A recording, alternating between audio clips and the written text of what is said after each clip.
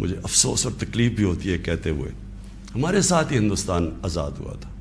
मैं हिंदुस्तान भी बाकियों से बहुत बेहतर जानता हूँ। मेरी दोस्तियाँ भी थीं, क्रिकेट की वजह से बड़ा मुझे रिस्पेक्ट भी मिला, प्यार मिला। मेरी लोगों से वाकफियत भी बढ़ी है।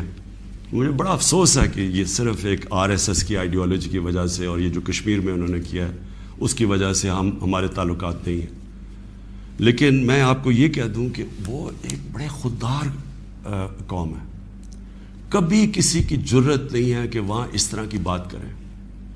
किसी सुपर पावर की जुर्रत नहीं है कि वहाँ ये भी तस्वर कर दें कि जनाब वो यही कह दें कि जनाब अपने फॉरेन रिलेशन में वो कहें जो हम कह रहे हैं। अब देख रहे हैं वो रूसियों से हालांकि सारी सैंक्शंस लगी हुई हैं, वो कह रहे हैं जी हम तेल इंपोर्ट करते हैं, हमारे लोगों की बेहतरी है।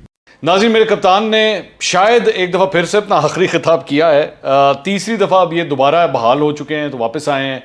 तो पहले तो वो कर चुके थे खिताब, लेकिन आज फिर एक और खिताब किया है। उन्होंने कहा जी भारतीय ये जो भारत वाले लोग हैं बड़े खुददार लोग हैं। ज़रा सवाल कभी सोचिएगा कि भारत के अंदर अगर इनकी फॉरेन पॉलिसी आज जाके ये बनी तो उसकी क्या वजह है? सोचिएगा ज़रा, सोचिएगा उनकी फॉरेन पॉलिसी के अंदर या फॉरेन मिनिस्ट्री के अंदर वो कौन सी ऐसी ताकत है जो एक्चुअली इंटरफेयर नहीं करती। क्या वजह है ऐसी जो एक्चुअली इस तरह लगा, खासतौर पे जब वो भारत का जिक्र कर रहे थे तो इस तरह लगा जैसे रोने लगे हैं। आवाज़ उनकी जो थी ना वो उसके अंदर एक थरथराहट सी थी, जैसे पता नहीं वो रोने लगे हैं। मुझे लगा इस तरह, I could be wrong, I don't know. लेकिन बहुत आज मुझे वो थके हुए, टूटे हुए और हारे हुए कप्तान लगे। फ्रैंकली स्पीकिंग मुझे तो थोड़ा तरस भी आ रहा था उनके ऊपर, जिस तरह मैं उनको देख रहा था। इंडिया को खुददार कह दिया। मैं कहता हूँ कोई हम में से यहाँ पर आप सियासी लीडर्स को तो छोड़ दें, अगर हम भी कोई ऐसी बात लिख दें या कर दें तो हमारे तो पीछे आ जाएंगे, पर्चा दर्ज हो जाएगा। लेकिन ये कैसे कैसे लाडले अनोखे लाकर तो यहाँ पर मुसल्लत किए गए हैं कि वो जो मर्जी करें। बातें की है ना आज, जिसमें उसने इंडिया के हवाले दिए हैं, वो बड़े खुददार और बागैरत कौम है और पाकिस्तान की जिल्लत हुई। मुझे उसकी जो चॉइस ऑफ वर्ड्स हैं उससे बड़ा सीरियस जो है ना इशू है। But what was he talking about? मैं वेस्ट को ज्यादा जानता हूँ, वेस्ट मुझे भी सबसे ज्यादा जानता है, मैं भारत को सबसे ज्यादा जानता हूँ। भारत बहुत अच्छा है और मैं ये सोच रही थी कि अगर इस मुल्क में कोई भी वजीर आजम भारत की इतनी तारीफ करता या कहता कि भारत एक अजीम कौम है, एक अजीम नेशन है, उनकी फॉरेन पॉलिसी बहुत अच्छी है, तो मेरे ख्याल से उसके लिए तो गद्दारी के सर्टिफिकेट खुलेआम बट रहे होते। तो ये मुल्क जो है ये बच्चा तो नहीं है, ये तो माँ है। तो इनके जब पांव जलने लगे हैं तो जिस तरीके से, जिस बेरहमी के साथ ये कौमी मफादात के साथ जो हशर कर रहे हैं और पाकिस्तान की जो फॉरेन पॉलिसी को प्राइम मिनिस्टर होते हुए जिस तरह वो लगा रहे हैं दाव पे, और हमारे फॉरेन रिलेशंस को अपने नैरो पॉलिटिकल इंटरेस्ट के लिए, वो इतनी खौफनाक बात है और इतनी अफसोसनाक बात है कि पब्लिक डोमेन में फॉरेन पॉलिसी को इस तरीके से पॉलिटिसाइज करना पहले भी होता रहा है, नई बात नहीं है।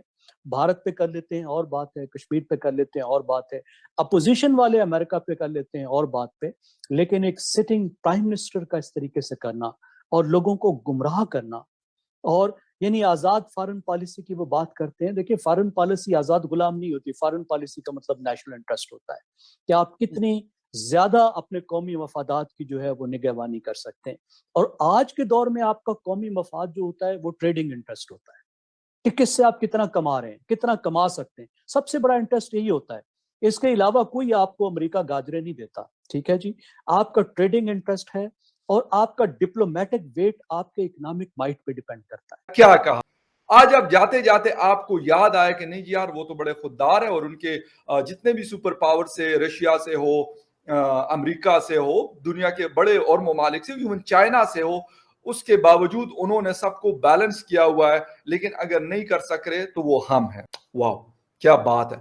ये वही इमरान खान है जो अभी एक माह पहले मेलसी में जलसा करते हुए यूरोपीय यूनियन को इन्होंने पता नहीं क्या कुछ बोला हुआ था, वो भी रिकॉर्ड पे मौजूद है, वो कहीं गया हुआ नहीं है। अच्छा, ये बोला कि हमने अमेरिका से पैसे लिए इसलिए वो हमारी इज्जत नहीं करते। तो खान साहब आपने सऊदी अरेबिया से पैसे लिए, आपने कहा खुददारी, आपने दुबई से पैसे लिए, आपने कहा खुददारी, आपने चीन से पैसे लिए, आपने कहा खुददारी, आप IMF के पास गए, आपने कहा खुददारी, अब मसला ये है कि इतने सारे लोगों से पैसे लेके और फिर आप कहते हैं कि नहीं जी हम बड़ी खुददार कौम है और हम अपने फैसले अपने घर के अंदर करते हैं। वो भी सबके सामने है कि कौन से फैसले हैं जो आपने अपने घर के अंदर किए हैं।